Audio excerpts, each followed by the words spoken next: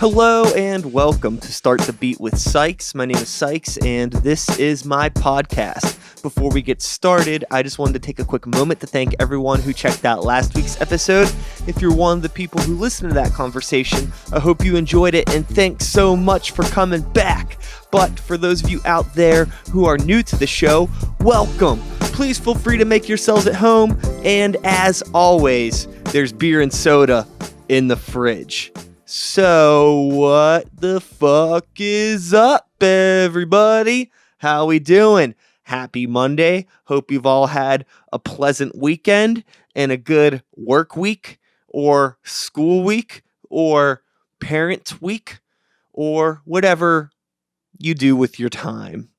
My week has been pretty crazy. There was a lot of stuff that happened, a lot of things going on. The only thing I'm going to bother to mention would be the 5-year anniversary podcast for Start the Beat with Sikes. This show, we are now officially 5 years old. We celebrated in good fashion at Brillo Box.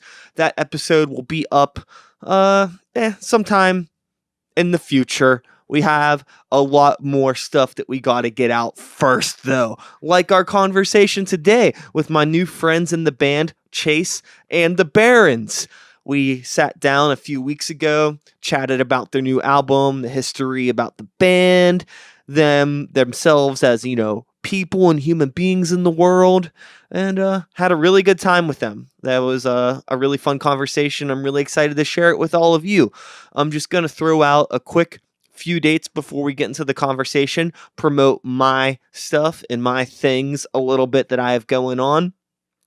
This weekend, May 4th, my friends who run the Cream Team stream on Twitch, it's a video game streaming thing where they raise money for a lot of various charities and organizations through playing video games and being goofballs. This weekend, they're doing a Mortal Kombat medley stream, and they invited me to come hang out with them and play some Mortal Kombat for a good cause. So if you're interested in that, that's going to be May 4th, starting at 5 p.m., probably running throughout the night on twitch.tv/Cream Team.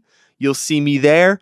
May 7th, which is next week, Ghoul on Ghoul, which if you aren't familiar, they are a sex-positive ghost podcast or something. I don't know 100% what they do, but they're really, really fun. And if you haven't checked them out, they're going to be celebrating their 1-year anniversary next week at Spirit. I'll be there. A lot of our other local podcasting friends will be in the building as well. You should check them out. They're not a ghost podcast. They've done things about ghosts. It's like sex positive supernatural things. I don't know. They're entertaining. How about that? It's an entertaining podcast with entertaining people. That's my promo for Ghoul on Ghoul. So yeah, May 7th, it's Spirit that's where they're doing their 1-year anniversary show. May 11th, Grey Walker's playing Millville Music Fest on the metal stage, obviously. And then the last thing I'm going to throw out is May 18th, the Lawrenceville Art Crawl. Sikes and the New Violence is going to be playing the hip-hop stage at Full Pint Wildside.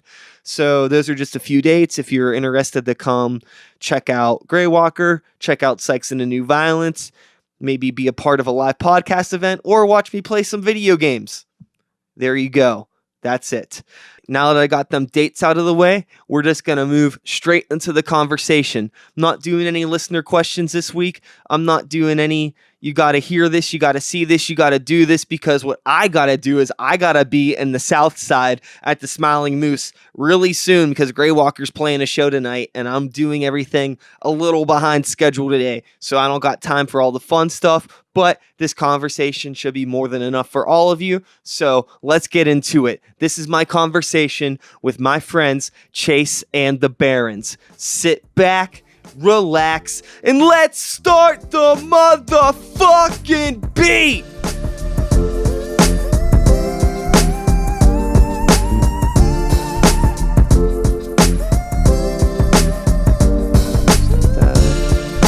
We're good. We're rolling. Happy Sunday, gentlemen. How we doing? Doing good. Well. Happy Sunday. I dropped the chair too much. Sorry. I've been there. You ever done that? You ever just Drop the chair too much. Yeah, I get a lot of options. That sounds like a dance waiting to happen. Drop the chair. So, hello everybody. How are we doing today? I already asked you that. You said you were doing okay. Still doing okay. Hoping a lot hasn't changed in the past couple seconds since we started talking. Once you started doing the chair thing, man, it all went downhill. Cool. So I'm sitting here today with 3/4 of Chasing the Barons. Yes. Yeah. Why don't we start? Just introduce yourselves and what you do in the band. We can start with across from me.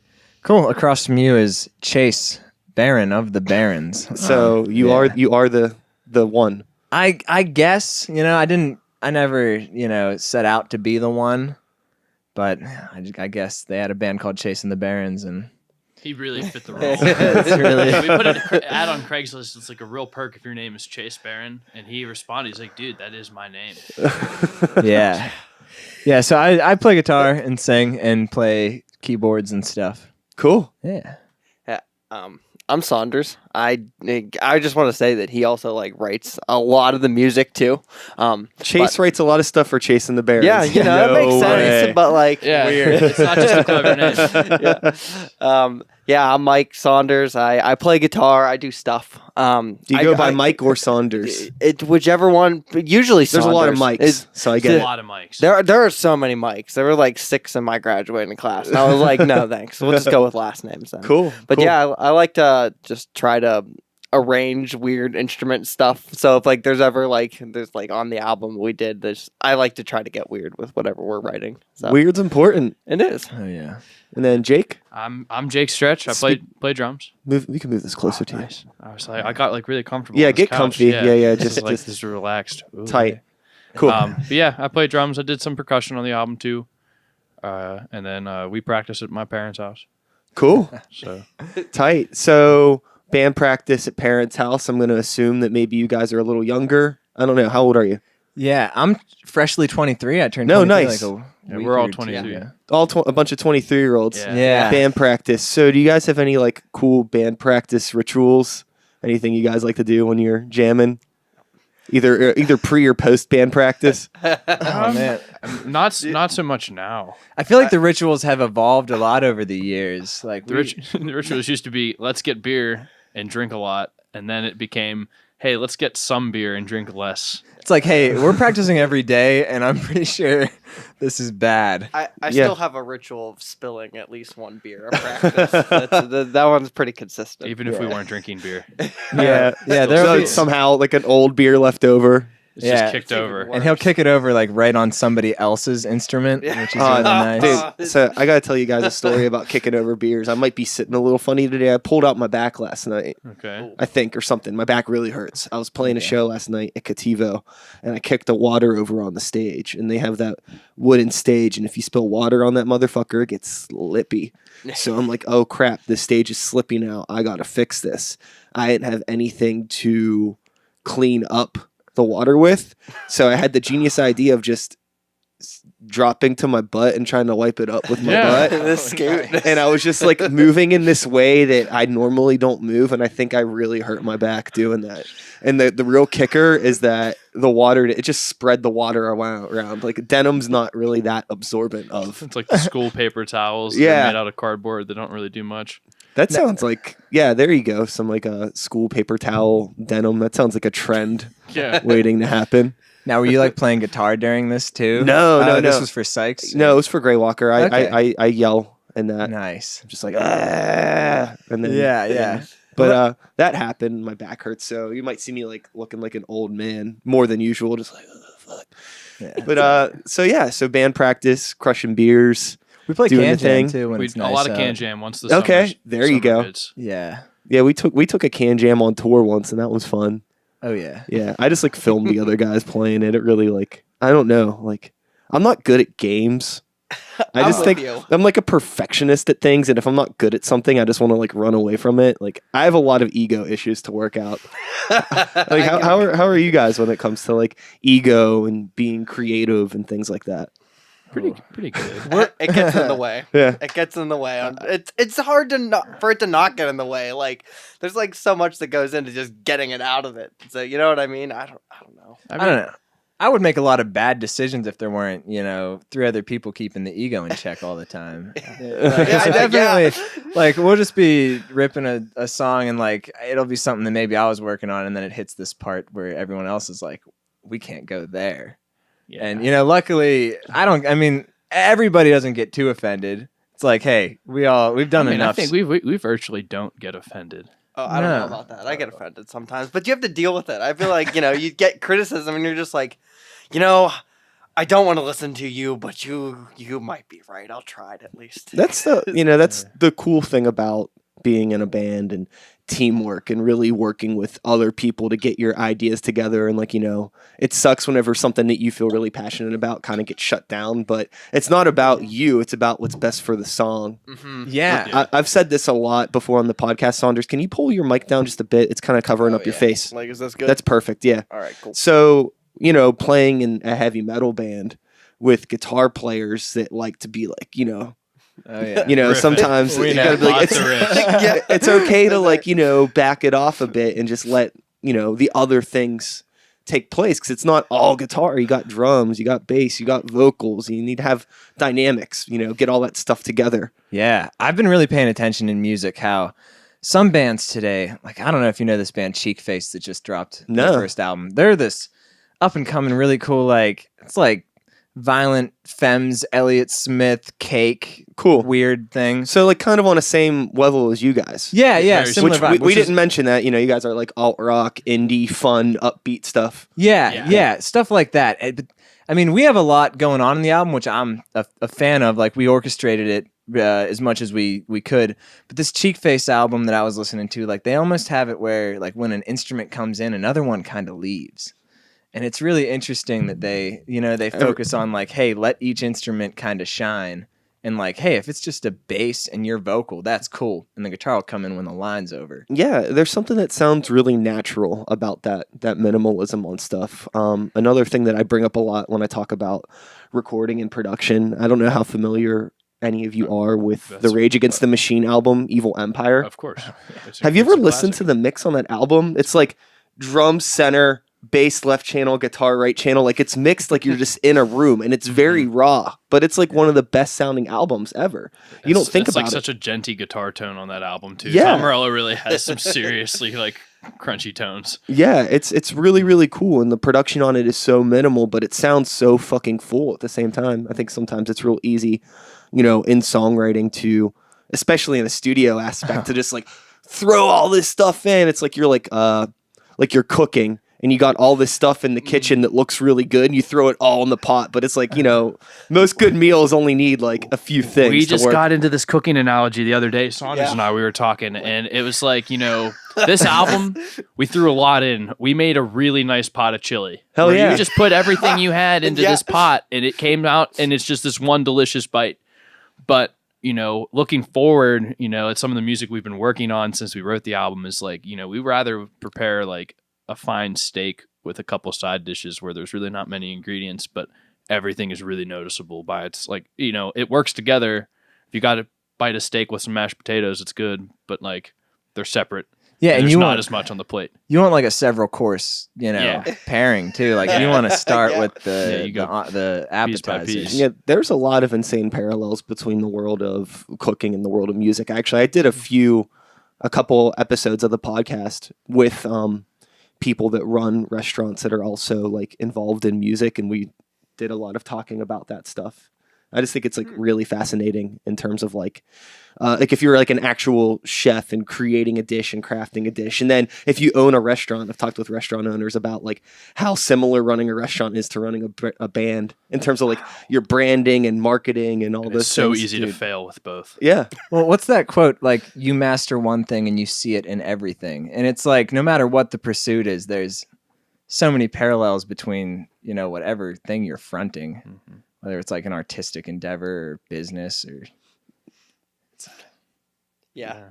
Even it being vaguely associated with cooking makes me feel like I know music a little bit better. Hell yeah. It's funny. when it comes to food, what kind of foods do you guys eat? You got any favorite place to eat after shows? Oh boy. We end up at Mad Mex a lot. Fuck yeah. We do. Yeah, Big burrito runs deep. Yeah, I worked at Mad Mex for over 4 years. Nice. Which And- one did you work at? No, the one on McKnight. Cool.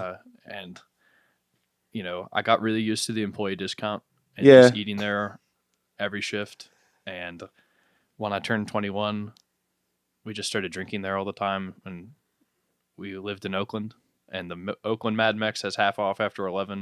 Yeah. And then when you can drink and eat for so cheap, that's just kind of where we were. Yeah, I fuck with Mad Mex heavy. I got a connection, a big burrito connection. I'm trying to talk with somebody from one of those Mad Mex people. I fuck with it heavy. Oh yeah. So Oh, yeah. I'm working on that episode behind the scenes right now. But it's that's worth that's it. a good spot. They're really good. They have good food always. I mean, I think they change their menu up just enough to keep it interesting, and they're loud. So when we go in there with a bunch of our fans and friends and family, and everyone's kind of tuned up Yeah. a bit, it's not like we're causing a scene. Hell yeah, it's good food. Like I mean, good for what it is. Oh god damn it, I forgot to turn the input down on that. It's fine. I don't use that audio anyways. You see how fucking loud it is, anyways.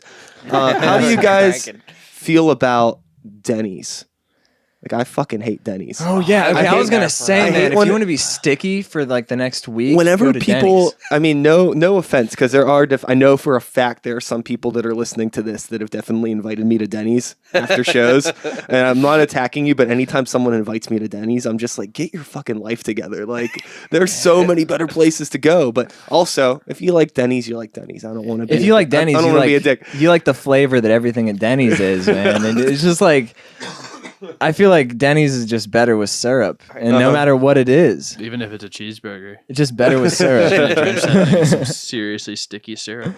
And then you get stuck to the seat, and you're pretty much just eating. You just can't get lunch drinks there. there. That's the big thing for me. It's like Denny's. I recently stopped drinking before sets because I just got sluggish behind the kit. Oh, I totally. just felt like really slow and, wanted to just not play that much. And we would play these long. I mean, we were playing cover gigs that were like 4 hours long sometimes.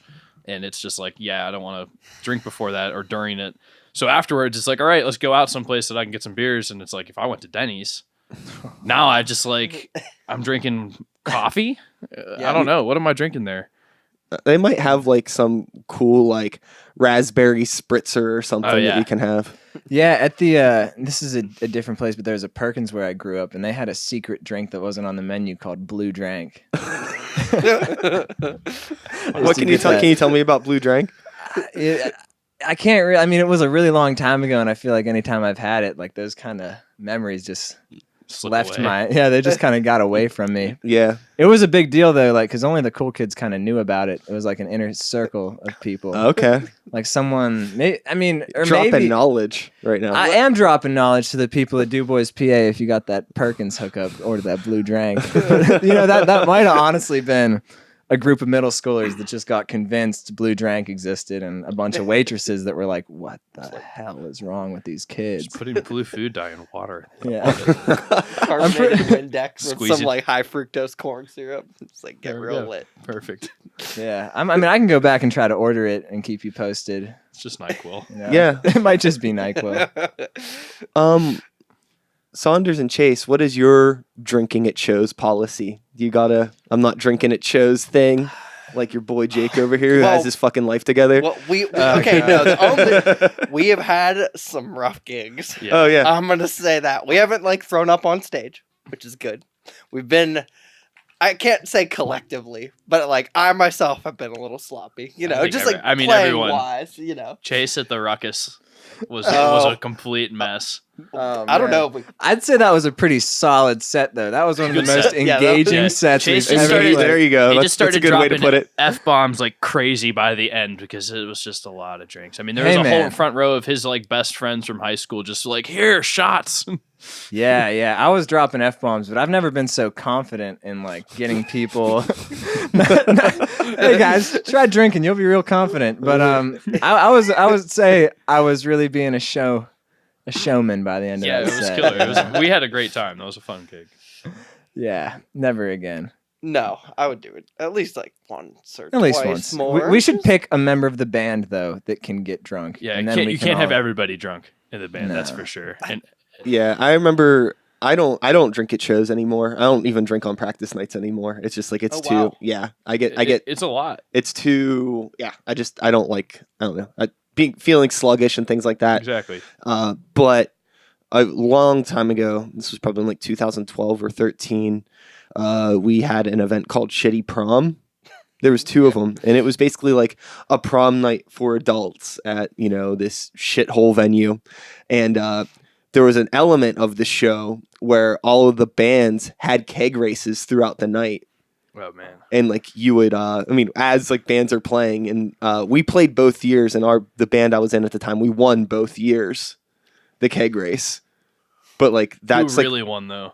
I don't remember those shows. It's basically I remember that they happened, but I've seen photos, but I don't remember those shows, and it's just like that's such a bummer. Like, Oh yeah. I'm just interested. How do the rules of this keg race work? Like, do you have the kegs there, and then like, Yeah. the second the band gets there, it's like Yep. you go Uh-huh. start. Okay, all right, that makes sense.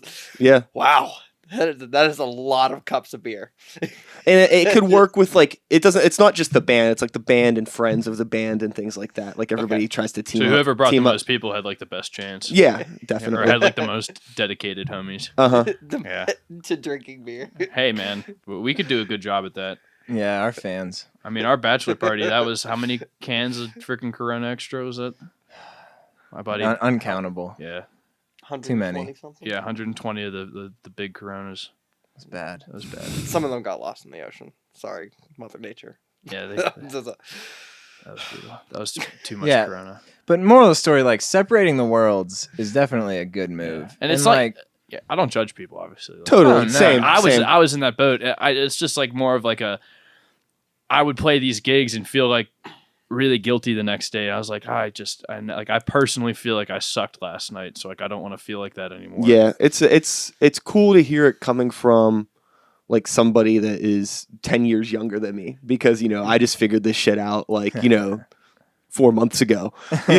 So you're much better off like having that mentality now instead of going through your entire 20s not remembering any fucking shows you played. It's a nightmare. Don't do it. The other thing too is when like we had this thing where we played in a ton of bars to raise money to like do the album and stuff. We needed to raise a lot of money, so we played like just 100 shows in like bars, and they would give us either like discounted drinks and free food or something like that. And if you get into the habit of just like housing this nasty food, and then Oh, yeah. let's No, not yeah, say bro. nasty Not food, but nasty. just like Cheese sticks and I mean icy just lights, like bro. greasy. Oh, yeah. Nasty's not the right Some word. fucking zucchini sticks. Yeah. Some jalapeno papas like nasty with some and- blue drink. Exactly. Like nasty to the pancreas is what I'm saying. yeah, You know? yeah, it weighs on you eventually. And My birthday gig was probably one of the sloppiest of all of them. We played. I didn't help with that. No, that was bad. I played. It was a Saturday night. We played at the Claudia, and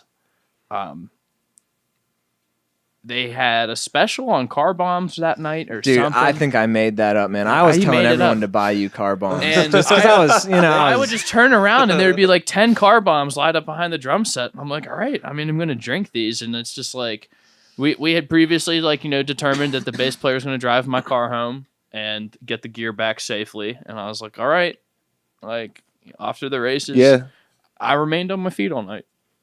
I can't say And here anything you else. are sitting before us. I'm alive. Alive and well. I might not have as many brain cells, but I'm not sure. Oh, those are overrated Yeah, anyways. you got millions of them. Yeah. So you're sitting here, you're talking about an album, which even though it is not out now, it will be out by the time people are watching this. Yeah. So the name of this album is Live Wire Bedfire. Yeah. Yes. Let's talk about this fucking thing. Cool. So what the dealio? Yeah. Where'd you record it? How many tracks is it? Who influenced it?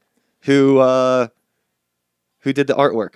Who did this? Let's talk about Can I just That's a lot. That's a lot of words. hey, I brought a copy of the album, Ooh. one to give to you, and two so that we could look at it so we remember Yes. what it. Yeah. Professional. Tight. I mean, I guess the first thing to say about the album is if you just Google Live Wire Bedfire, the lyrics to Psycho Killer by the Talking Heads come up. Cool. Yeah. It's not a direct lift from that, but they do mention those 4 words in like 2 lines in a row. And Psycho Killer is like the first song we played as a band. So when we came up with this, it was kind of like a Yeah. kind of homage to us, just like loving the Talking Heads. So that's kind of where the name of the album came from. And then the songs are like, I guess, kind of 2 years old, or a little I know how it fresher goes. than that. Yeah. You know, we wrote them as we finished. We started writing this album as we finished our first EP. I mean, Treehouse was written in December of, I guess, 17. Yeah. And then we hit the studio for it. Where'd you record it at? Red Cayman Media. Which Okay. is, it's like right across from PPG Paints Arena. Oh, okay, cool. Yeah. And Jesse Noss. Yeah. Jesse Noss, phenomenal. You know, engineer. it's pretty interesting. Like you mentioned just a few minutes ago that you played a show at Claudia, which I'm like, I've never talked to anybody that's fucking played a show there that Not I'm many. aware of. they don't have And a then- PA. You got to bring the PA. if And you then wanna play. you mentioned like this Red Cayman Studios, which I've never heard of. And I mean, the point that I'm getting at, and this is a point that I've brought up before on the show, is that no matter how small you think the city is, like I'm constantly learning about new different things. There's so many bands existing in all these weird other pockets that it's impossible to keep up with all of it. Yeah, and we kind of went at this band a little abstractly, like, because we've all been in bands in the past I mean, we're young, but we've been in bands for a long time. I mean, Mike and I played at Smalls when we were 15. Oh yeah, Boy. and to piggytail 14 or on that, 15. to piggytail on it, on Nickelback. that, to Nickelback on that conversation from earlier about genres. Their band Restricted Highways. We started out as like hard rock, and then by the end we just started writing prog. I was so into like Between the Buried and Me and all those guys that it's just that's what I wanted to write, but it's like you're young and it's just like your parents are just like, who's screaming right now? And you're just like, Yeah, why having is this- singers why is over was this an really issue? uncomfortable when like we're practicing at our parents' house, and they're yelling, and it's kind of scary. Yeah. Like the neighborhood's gonna like think weirdly of this. Like, why are you doing that? Yeah, But Here we are But- making indie rock now. yeah. I mean, after all of our early endeavors, we kind of went into this and tried to take it in a very different way. Like, I feel like we played festivals that typical bands don't play. Like, we played like a noodle festival, and we played like all these different food fests and all these Italian festivals. Okay. A lot of and charity events. a lot of charity events and a lot of restaurants, a lot of bars, just to get started until we wanted to take that next leap into, this and doing a different thing where we already got a fan base kind of built in this really abstract way that like I've never I mean, we pursued. we always ask people for advice. Like what do you think we should be like working on right now? Like we got all this energy, we don't really know where to channel it. Our previous bands have like failed at a lot of things that we aspired to do, but we just didn't know, we didn't have a direction. So one of the earliest recommendations we got was like play as many gigs as you can. Yeah. We're like, all right, so we just got like really hungry for some shows. So we just took a lot of gigs, and we didn't really think about the merits of the shows at all. It was just kind of like we didn't want to play any shows where we had to sell tickets, because you can only play a handful of those a year if your fans are cool with buying tickets like that. And at the time, almost all of our friends were in college, so they were broke as hell. And you could play basement shows for free in Oakland, so it was like, no one's going to come out. the basement scene didn't like us. They either. didn't like us that much. We were too happy.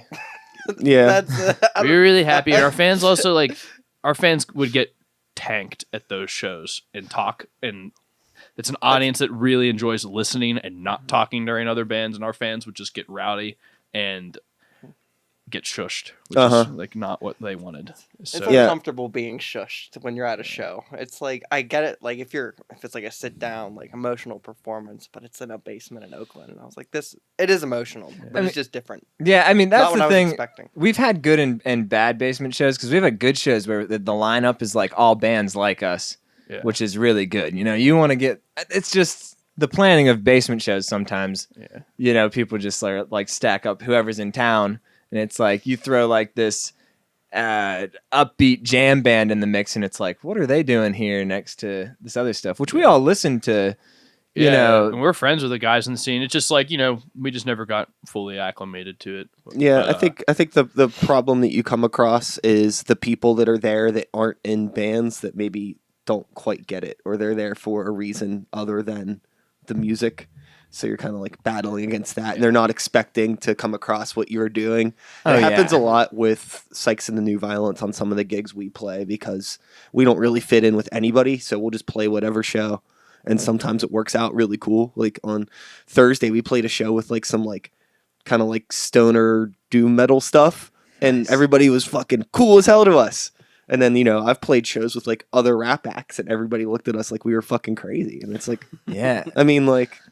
Well, I felt like we those worlds align so much more than with the like stoner rock stuff, but you'd be surprised. It's all about the mindset too. Like the guys that are into the stoner rock scene, they go with it. They're there, and we found with a lot of the shows we've played where it's like some of them, the people are there to hear music. They don't really care. They're just there to hear music. But it's like some of these food festivals, they could give a damn less who's playing. They kind of just were expecting a DJ for that day, not necessarily DJ like electronic music, but just like playing the hits, and it doesn't really matter what's happening. So it's like whatever we were playing just didn't make sense to them. Yeah. And we played a lot more of those shows than shows where people cared about music in general.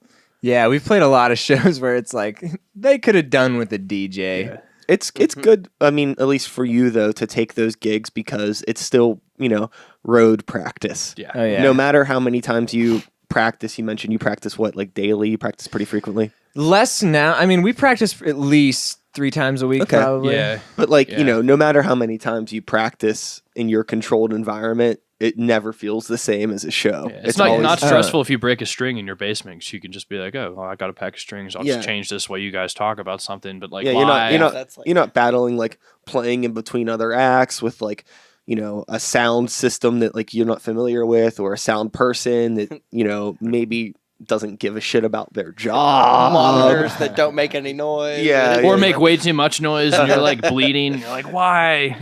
I don't need to hear the harmony vocals that I'm not even singing along with. Like, this is dreadful. But That's the thing of performance too. It's like being as much agony as possible, but make it look like you're having. yeah. I mean, you're having a good time. No, that's a really good point. But, you That's know- a really good point. There's definitely a lot of people that they're not aware of that. They'll make Yeah. it very obvious they're having a miserable time.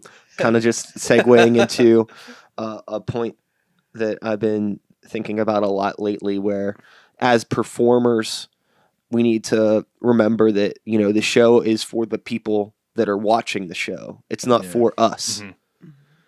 I mean, a Yeah. part of it is for us, but we need to make sure that we're giving the people that took time out of their day to come watch us, or they just happen to stumble into a place and they're watching you, just like, oh, what's going on? That like you're giving a good performance and you look like you're having fun, so people want to be a part of Yeah, that. you really got to leave your shit at the door. Unless it's like one of those things where you're playing like a solo or getting into a performance and you have like some energy that you're channeling in like a musical way. We've had a couple shows where like we played at what's the place in Station Square we played at?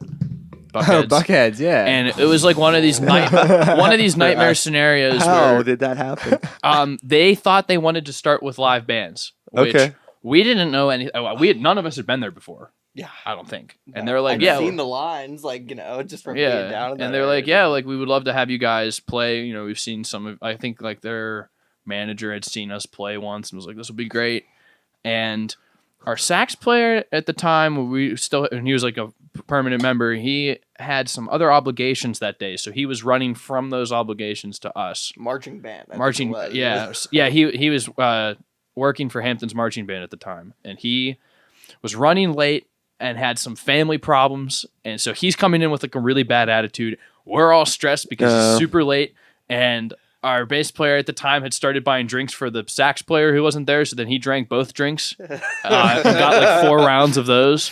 So he was obliterated, and we vibed really bad. The audience was very confused because they were like, why is there a rock band at Buckheads right now? This makes no sense. We were trading sets with the DJ. We were just swapping trading back and sets. forth with someone who's a DJ, and then the promoter wrote a set list for us of songs that we didn't even know. And he's like, can you play these? And we're just like, this isn't how this works, man. Do you Like- guys know any Black Eyed Peas? It's like, like rock band, live rock band. And they're like, can you turn it down? And we're like, you booked us. And not we like, Oh yeah. I hate that comment sometimes. I get it. I really get it. Like, but as a whole band, like if you are hiring a rock band, like you have to expect it's gonna be loud. Yeah, that's the thing where we did a restaurant gig a couple weeks ago, and I like followed up with the owner several times. I was like, look, this is going to be loud.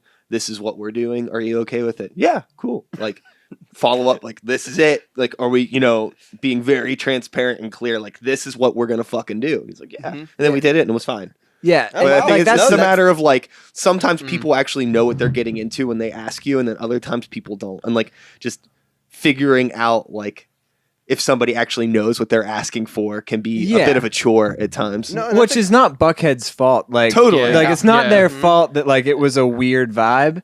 It was more so, I think you can look at us and the way we dressed a little different back then. Yeah, like we've changed it up. we've a bit. changed up the way we do, but we had this real aura of like we party back then, like just like the way that we were in all these bright colors and like moving around more than we do.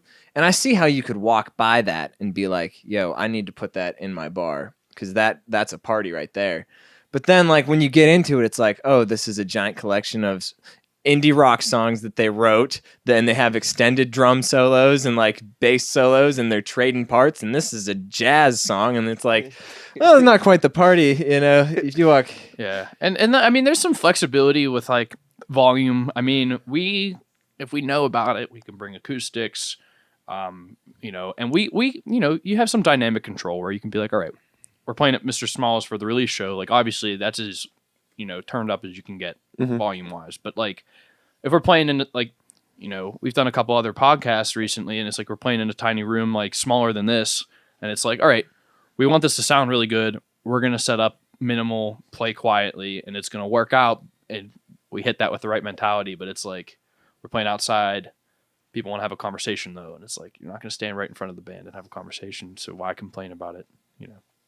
yeah. It's a little strange.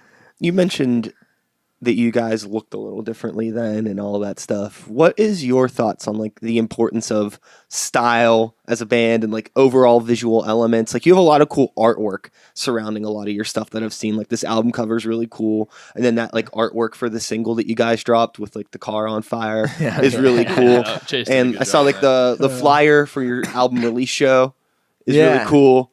There's a lot of Thanks. cool artwork. So I obviously like you find there's an importance to like visual elements, but also style and things like that. Like, what are your thoughts on all that? You're obviously kind of aware of it. When we started out, I kind of had this grandiose vision of looking this really weird way of, wanted to stand out. I felt like, and this isn't nothing like, casting shade at anybody, but it's just like a lot of bands just wear t-shirts and jeans, which is like totally the norm. I would say that's basically the average. Yeah, I mean, it works for some bands. Like, And it's really comfortable to play in, and it gives people a good platform to advertise either their favorite bands, their influences, or their friends' bands, and it's like really cool. Yeah. But I wanted to be a little different than that, and I had gotten really into collecting ties at the time, so I was like, let's wear bright pants, crazy ties, weird ass shirts, and then Converse shoes because they're colorful. And then at first it was like I was the only one who owned all of these clothes, so I would lend them out to the band. And then we played a couple gigs where people were like, hey, that's really cool. So Chase got into it, Mike got into it, and we kind of developed it for a while. But Mike had his reservations about it over the time, and it is goofy. why is that? I feel uncomfortable. It's just like, it's just not my look. Like, I didn't really like own a single pair of colorful pants until basically when we're like, hey guys, we're wearing colorful pants now. I'm like, oh shit. Like, what colors do I like? And it was difficult, but like ultimately I think it was really good for just developing just like an opinion, because beforehand I was like, oh, I don't really care, and like I just had to be put in that uncomfortable area to be like, you know what? No, I don't like this. No, like there's some parts of it that I'm cool with. Like, the cool shirts are awesome, but like I feel like there's a certain level of like ambiance that you need to reach. We were just like I don't know if there's like pastel paintings. We were just like Andy Warhol, just like very bright. And we were like, the hard part too is that we wouldn't be on stage the whole time we're wearing these outfits. It's like, this is cool. This is something that like a big band would come out and like they got these crazy colors they're rocking, but like we got to take into account that 75% of the night we're hanging out in the bar. Oh yeah, talking to people like, hey, you want to buy some merch from me? Like, I'm just chilling with but I got these orange pants on. with Sikes and the New Violence, we do like costumes and outfit changes and things like that. But it's Wow. like I will actually change like before and after the sets. Yeah, that's wise, man. You got to like have a separation between when you're trying to mingle and when you're actually on stage if you're going to make a statement. We didn't really have a lot of opportunities to change. Yeah. Like, I mean, especially with the gigs where we had to bring the PA, you know, you're looking at 2 hours, hour and a half before the show of just working on that, and then you're going right into your set, and then you pack all that up. So it's like I know. we didn't have time to change, and we didn't, and it definitely made you feel weird, like walking into a Sheets and just feel like at 2:30 in the morning, and you're wearing all of this with like 3 other guys that are also wearing this. Listen, Like, where are you coming And from? people are just staring at Sheets you. at 2:30 in the morning. You should be that's whatever. Yeah, There's no rules, no, man. no need to judge anybody, but people definitely threw some skepticism at us, and But you know- Sheets loves us, man. I've definitely taken some like band photos there late night in our outfits, and then Sheets is always they're all about it. they're always hitting But, us up. You know, we've changed our lineup a bit recently. We got a new bass player, who's like one of our old friends, and you know, He was adamantly against it. adamantly It against just- the outfits, and just like- it's just you know, he has his own stylistic ideas, and you know, it was definitely, you saw us and you knew that we premeditated that outfit, put a lot of effort and thought into it, and it wasn't necessarily you know, just genuine. I guess it was just like, Well, I you mean, know, that's fine. I think bands Yeah. can have images, but I think that it's probably smart to switch it up. Yeah. You know what I mean? Like And every album cycle or however you want to do it. You know what I mean? And now point, we yeah. actually have an album, and I think what happened was we played so many shows in those outfits, and like people could see us all over Pittsburgh. And if you happen to be in that community of people that saw us multiple times, like there's no way you would see us twice and not think it's the same band. You'd be like, Yeah. yeah, that's Chasing the Barons for sure. And Yeah. like we wouldn't even need to be playing. Like you just walk by us. Yeah. You'd be like that's them. so Yeah. we're trying to be a little bit more subtle now. Okay. You know, we still want it, like, we don't want it to just look completely ragtag, but at the same time, like, you know, I think allowing for some less uniformity and just more, you know, look nice. Look like not necessarily fancy nice, just like look like you're supposed to be there. Yeah, keep it groovy. Yeah, you got a cool idea for your outfit too, man. That was like a Yeah, I started tie-dyeing. Cool. And I made a groovy one. So I'm hoping to wear that to the release show. It came out. That's really- awesome. It's I'm just a proud of bummer that you're behind the drum kit. it. Yeah. You just got to stand up. Oh, look at my shirt. Dude, yeah, look at At least this. Smalls has a riser. So, that's true. I mean, at least we have that going for us. Because a lot of the shows when I don't, that it definitely gets lost. Uh-huh. You know, but that's okay. Yeah, it's like the dude that's all about style is always in the back. It's rough. It's okay. I got the drum set. It looks nice. Yeah, but I like that it transfers over into like the graphics and everything because I'm very into the graphic 2-dimensional arts. In high school, I was like very about just taking as many art classes as possible, and like my day job right now is kind of like graphic design type stuff. So I luckily know a lot of artists from my past, and I'm not like the best freehand artist. So on a lot of the posters, I'll have someone else draw it, and then I like take it and turn it into You like do like this the text graphic layout and all that and- stuff. Yeah. Yeah, and like even color them and stuff, and like vectorize them, and This last, the handbill for the release show is our bassist drew it. Because we had it, like, we just came up with the vision, and then he drew it, and then Chase made a couple colorings of it, and then we just sat down one day, and knowing nothing about like Photoshop at all, we were like, just do this, man. You know. that's always crazy. I do like some freelance stuff too, and whenever you get someone behind you that doesn't know how all the ins and outs of Photoshop, and they're like, hey, throw like 500 circles there, and why don't we just warp all that? And it gets crazy. Came out great though. It does, yeah.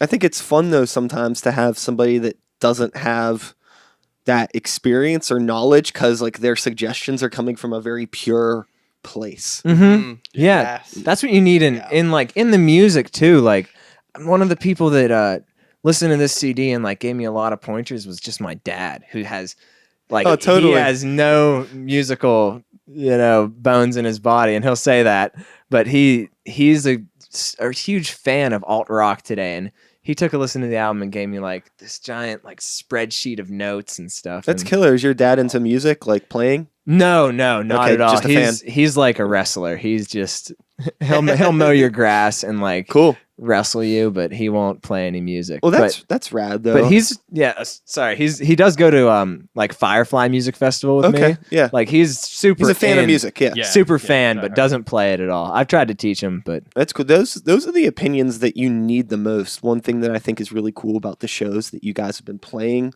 all this like not like very traditional shows, it seems, like bar gigs and things like that, is that a lot of the people at those shows probably aren't people in other bands, where it's real easy to get stuck in that cycle of just playing shows to other people in bands and like a small handful of fans.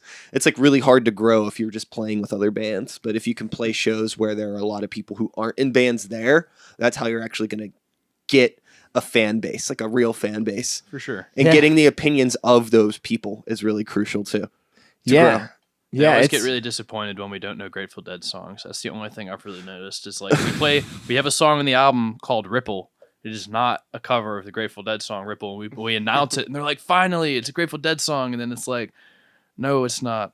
Oh, like you should play one. And it's like, no. Yeah. I mean, if you're going to see a full band play a Grateful Dead song, you don't want it to be Ripple either. Yeah. I feel like not that Ripple's a great song, but like you just do that on an acoustic guitar or something. Yeah, you could get a different song. Yeah. I certainly don't know too much about the Grateful Dead. They're cool. They're cool. There's definitely a good documentary series on it. Yes. I would recommend watching the documentaries. They're fascinating group. Neat. Yeah. Yeah. Fascinating. Amazon has a good one. Speaking of, the different kinds of shows you've been playing, I noticed online that you guys have won some battles of the bands and things like that. No. Where did you see that? It's on your Facebook. Oh man, we did it. We had a stint, man. Yeah, we won like 5. Yeah, in a row. that was gonna ask. It was like it looked like you'd participated in these and that you had been successful at them. And I was gonna ask about your experiences playing those types of shows. I imagine that was probably like when you were starting out with Chasing the Yeah, Barons. that was the first 2 years. Yeah, first 2 years we just decided. Yeah, that what we was were, that like? We were just a competition band. Yeah. Yeah, exactly. Yeah, battle royale. We had done some in high school with like our first bands. I'm sure. Did you get involved in anything when you were that young like that? Yeah. It's just like it's a very common gig. There's a lot of them. And what's alluring about it is it's like almost guaranteed to have a crowd pretty much because you can only win if you bring a crowd. So all these bands really try to bring it. So it's like, normally you get to play in front of a lot of people. But some of them are all crowd and no judges.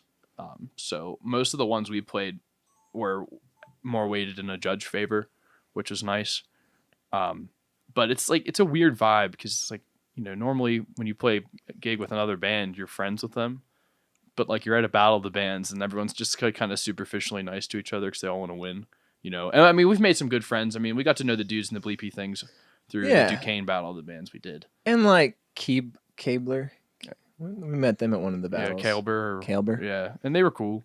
And it's just, but it's like whoever wins, it's like it's so subjective because it's music and the genres are rarely the same. So it's like, how are you going to equate our indie rock to grunge? Sure. It's like completely different. And then there's like the age thing too, because we played with like one band that like all the dudes were in their 40s and 50s, and it's just that's like gross. What are they doing there? Yeah. But like, they were good. They were good. Like, Yeah, but still. But it's like strange, just having like those kind of discrepancies, and then people have to judge that. And you're running through these sound checks where no one's going to have a good sound check because it's either backline gear that no one's comfortable with, or you're swapping gear super fast. You're playing a 15-minute set. It's like, I don't know. I just also don't like walking away like you either, I don't know if you've really picked up fans or if you just like pissed off some kid's mom, like did you just make 2 new enemies that are like just some kid's parents? Yeah, I've never played a battle of the bands. they don't in my advance life. your career either. No, good for you. Don't. It's not worth it. Well, I'm definitely not going to now. It'd be completely absurd. like when you mentioned like having like an older band there, I was just like, ooh, that's like you ever used to like hang out at the mall with your friends and there'd be like one person there that was like way too old to be hanging out with everybody. Like, what the fuck is this dude doing here? That's like how I'd feel about that band. What was that baseball movie where they had the guys like come in there like way older and play on these kids leagues? Oh yeah, bench warmers. Yeah, exactly. that's what it was. That's what I'm thinking about with this. Yeah, it's a little strange. But there was one though, like I don't know if they ended up going through with it. I was talking to Roy, who works at the Hard Rock, and he does a lot of the booking there, and he was mentioning that they were thinking about doing another one, and I forget who it was through. I think it was just through the Hard Rock or something like that. But it was like the grand prize would have been $10,000, and I'm like, so it's just like, so we've had more interest for it in bands than like ever before. I'm like, well, duh, it's $10,000. Like, you know, I would play it for $10,000. Like that's a good pay, you know. Yeah. But like the rest of it is like, yeah, the prize money is $1,000, but you're going to play 5 shows to lead you up to that $1,000. And if you lose, then you just got paid nothing for all of those gigs and all that effort. And I don't know. Yeah, I mean, it might even be more civil if it was actually just like people in bands got to, you know, do some martial arts or something, you know, that would be cool. I would enter that. Yeah. Just to see like the local like indie bands. Are you into martial arts? No, not really, Okay, but I cool. would like to see who in the indie bands is. You know, I'm into like Saunders has a good fitness and chance on stuff. our Saunders is more into. I did Taekwondo when I was like, I don't know, like in probably 2nd through 6th grade or so. Oh, nice. So I love it, but I You're haven't like one gotten of those back to it adorable before. little kids with like the little tiny outfit on. Yeah, and then just like breaking boards and doing that thing. Fuck yeah, I love breaking that. boards? I love breaking boards, man. Fuck. My toes are fucking destroyed from kicking boards. It's like horrible. You still ever You just, breaking like, boards? I wish I could. Not I anymore? don't. You know, I just don't have them. They have these like very chi is specific lost. cuts and like. You Can we know, get some? Yeah, sure. You should do that at shows. Yeah, we should do that at the release party. Yeah, just set up like Karate. two stacks of cinder blocks, and Saunders will just start hitting them. That was a part of the black belt test. Even as like an 8-year-old, they're like, try to break this cement block, and they like you have to punch it, and like you don't do it. Some people do it, and you're like, damn, I want to do that one day. But like, you know, you're 8. That's Why'd you get out of it? my teacher, there was like some weird HR stuff going on in the company, and they were like, well, you can't teach here anymore. You have to go back. You have to go to this place in Erie or go back to Canada. And he was a really good teacher, and he was the main reason I stuck with it, because he like the discipline and everything you learn in martial arts, the respect and all that stuff, forms, and like that's what I liked. And he was like a real strict teacher, but a nice guy, and I learned a lot from him. And music, I got into music right after that, though, so you know, it's probably better. But I've always been interested in getting back into like judo or something like that. Ripping MMA. throats out. Yeah, no, Krav Maga or something. What about you, Jake? Any Oh no, no fighting on my end. No. I could hit someone with a drumstick. That would hurt. That's not fun. But you know, I watch MMA when it's on. Yeah. I think it's fascinating. I would love to learn though. I mean, Yeah. I feel like that kind of, like you were saying, what you learned about just forms and respect and doing things over and over again.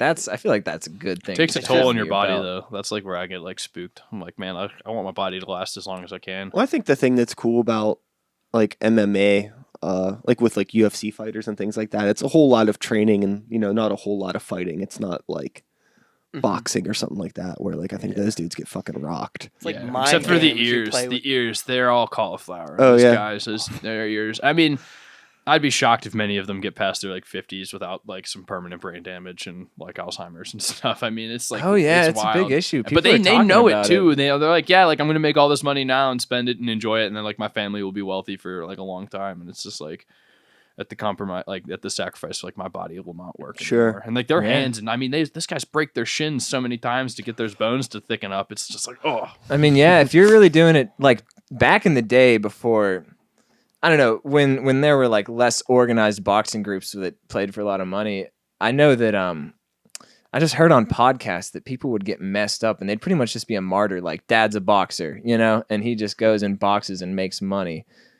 And you're pretty much just putting your life on the line for your It's like family at Daredevil. that point.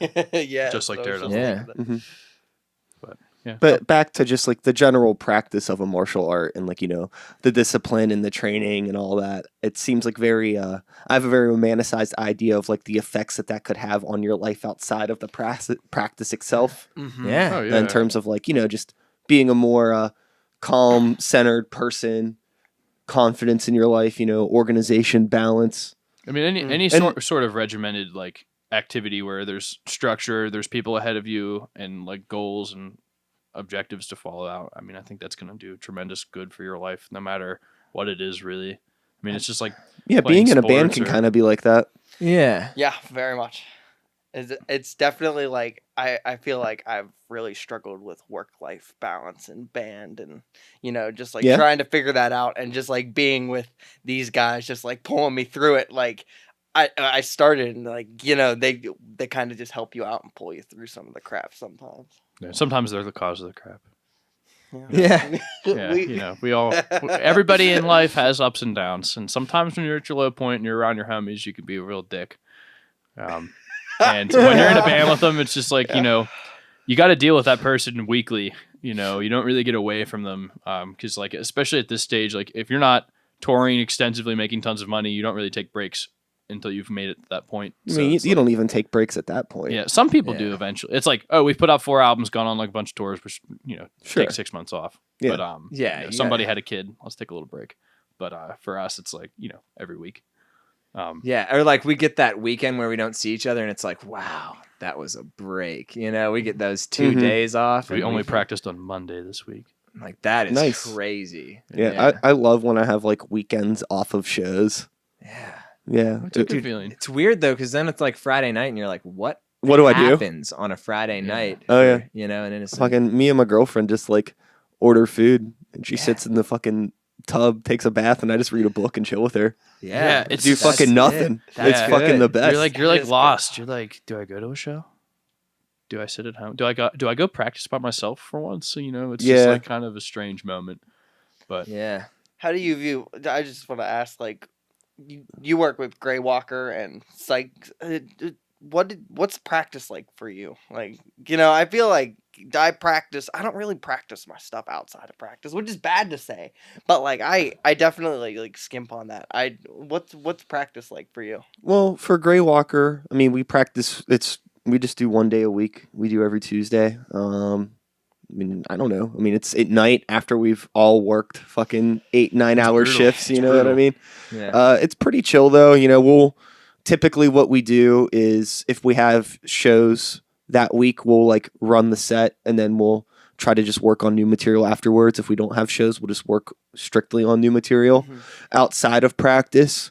Our guitar players will record demos on their own and then we like upload it to Dropbox and then the drummer checks it out, gets ideas for stuff. So whenever we come in for new ideas, like we're kind of we are ready to go. Like we kind of have some ideas. Like pretty much with Gray Walker, it's like they kind of the guitar players do all the rough skeletal structures of everything and then we fine tune it. Right. And then with Sikes, it's just like either if we have a show, we'll have a practice at the practice space. If we don't have shows, we'll work on new stuff here. Because like we don't have a live drummer anymore, so I do all of the beat production and stuff here. So we just work on songs that way here. Yeah. How many people are in Sikes? 4. Okay. Yeah. Yeah, it's a guitar player, a bass player. I have a female vocalist and me. Yeah. all right. Nice. All right. Yeah. But I mean, like when we practice, it's just they're normal practices. We play the songs, but with Sikes, that's the one thing is like working out new material with Sikes. It's here in like a studio environment.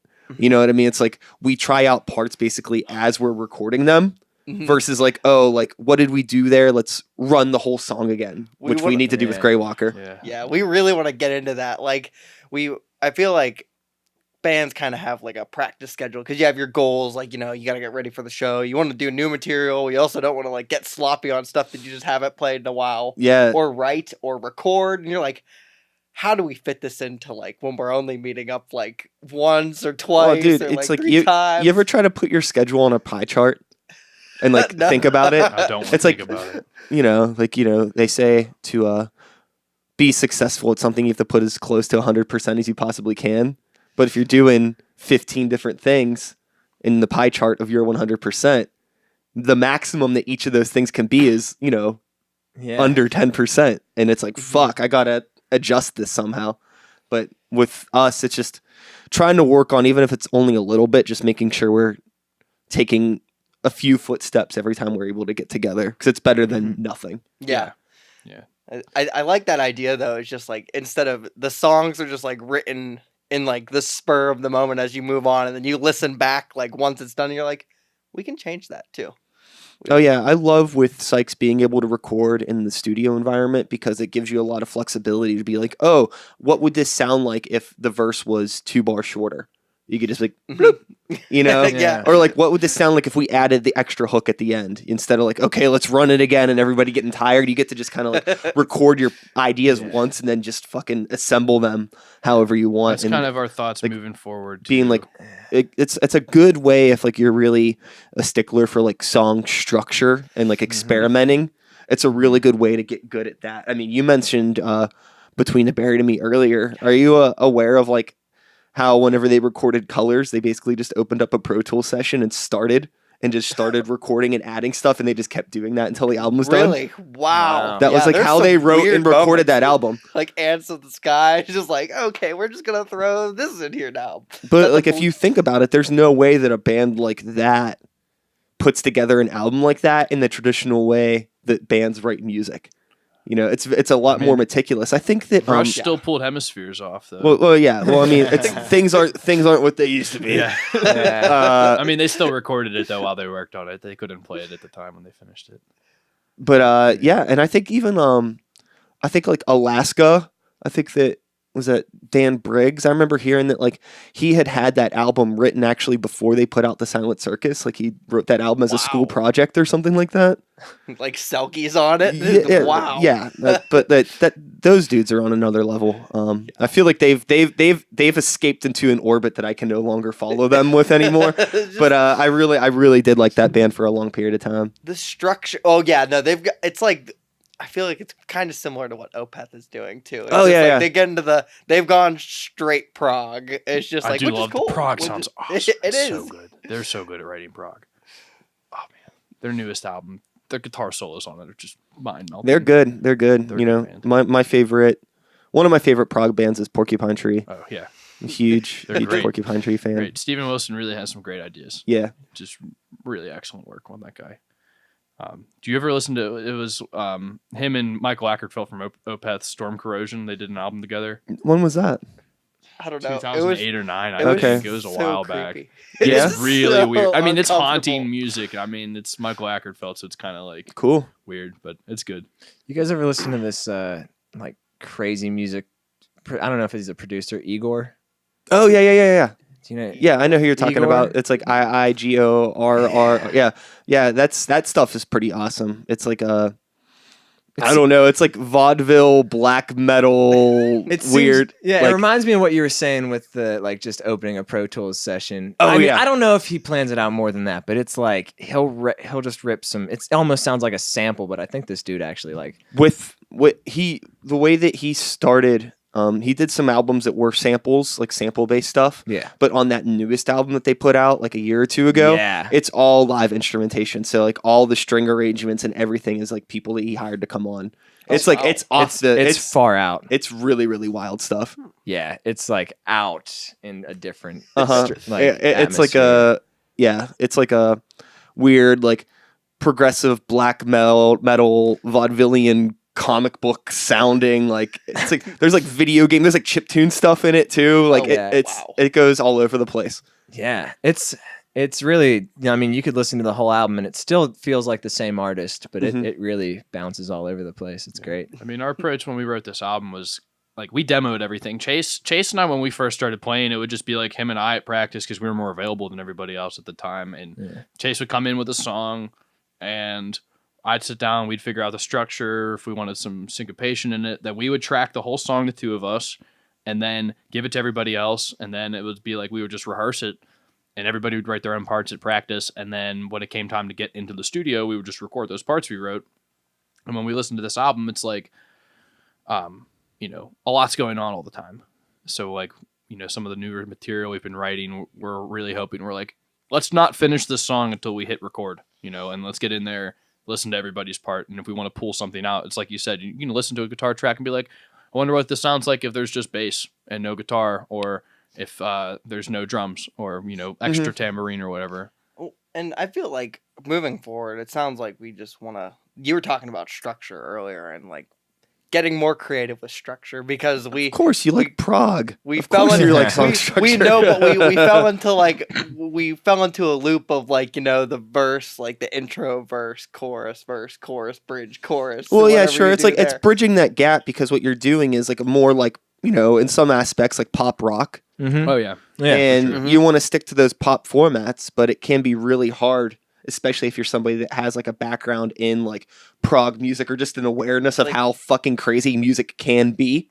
Even if it's not your thing, like you understand that so much could happen, and just bringing that all together. It's like, how do you distill this? It's just like, I feel like there's like the two extremes that you have to like learn about, and then just like find something in between that's like interesting enough, but like also like people don't get lost. But it depends on who you're reaching out to at the same time. So that's another question. No.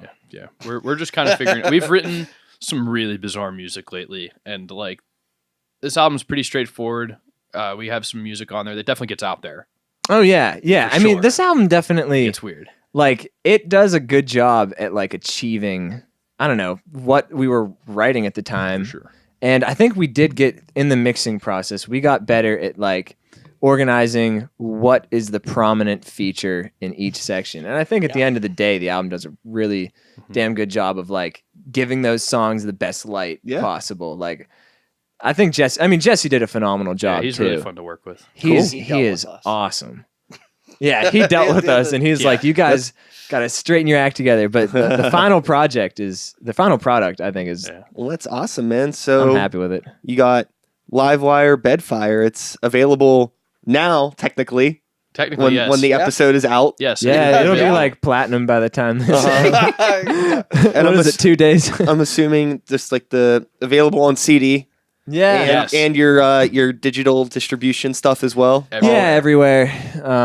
I mean, CD baby. It's like on Amazon. It's on Spotify, iTunes. And then we also, it'll be up on SoundCloud and Bandcamp. And if there's someplace else, I would imagine it's there. You can get it on the Pirate Bay. I want it to be torrent. I want you to torrent our album, and we'll put it on MySpace too. Netflix. Yeah, well, Netflix. Dreams. That's a dream. Yeah, man. Twitch. Where can people find you on the interwebs? Oh, we're plugging the socials. I mean, we're just chasing the Barons on Instagram and Facebook. And then on Twitter, if you want to hear from us on Twitter, it's Baron_Chaser. So that's interesting. But chasingthebarons.com is pretty much, if you just want to see what we are about, just go to our website. Because like on Facebook's social, pretty solid too. Yeah.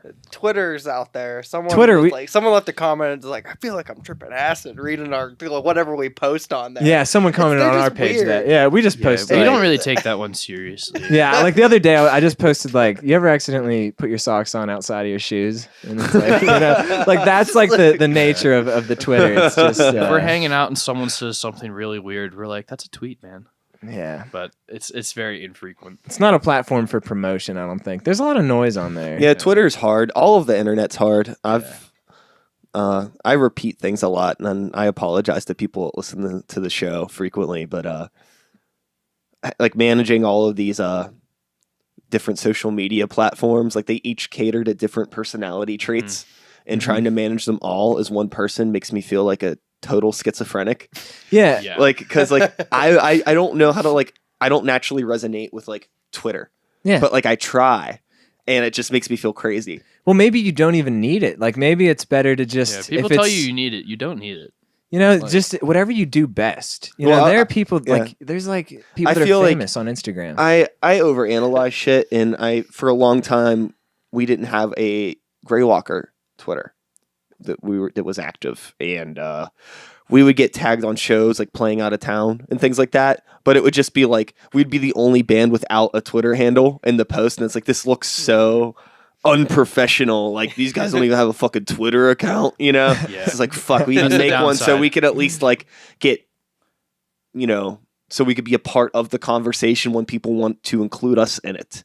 Yeah, it is like it's like a weird thing because it's been taken up as a public forum. Like it's less of just a hobby and it's more expected, which makes it. Bruce, our bassist, was saying the other day, and it was hilarious. He's just like, I'm waiting for the band to come out and revolutionize everything by just not even recording music, not having anything online, and they just play shows and you better hear about them, and that's it. Like they just show up and play.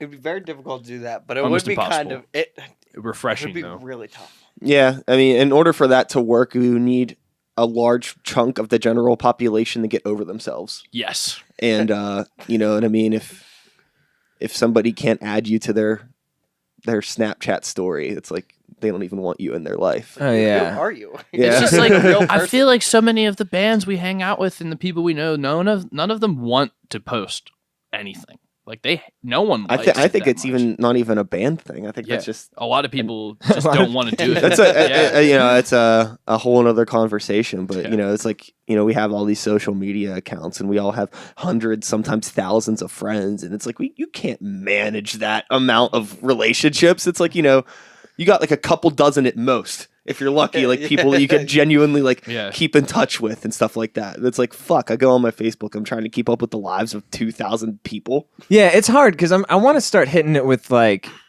you want to tap into Facebook because it's something that is a utility to you. Like you want to open it with a little bit of excitement.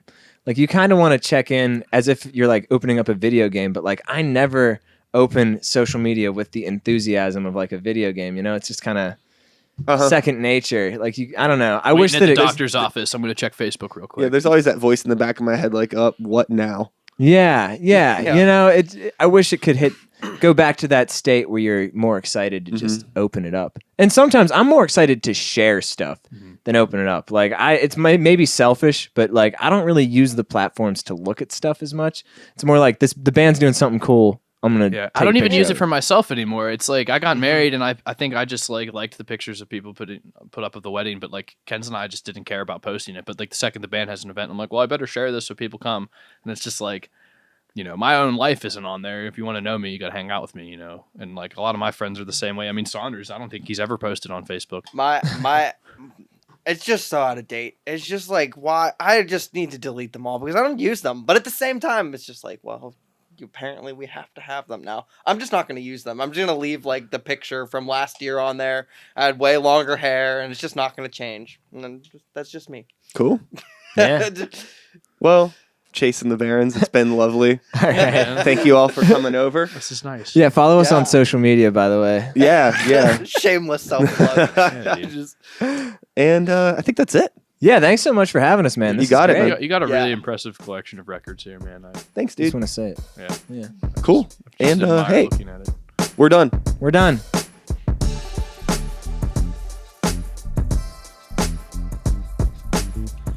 And that is all, folks. Thanks so much for listening. I hope you enjoyed the conversation. Yes. Once again, shout outs to my friends Chase and the Barons for being here. Definitely take some time to check out their new record. Check them out live if you get a chance. Or if you just happen to see any of them in public, give them a high five. Tell them good job for being good people. I'll be back again next week with another episode. Same time, same place, same channel. You know the drill. My name is Sikes. Start the beat 2019. Woo! Woo! Thanks for listening.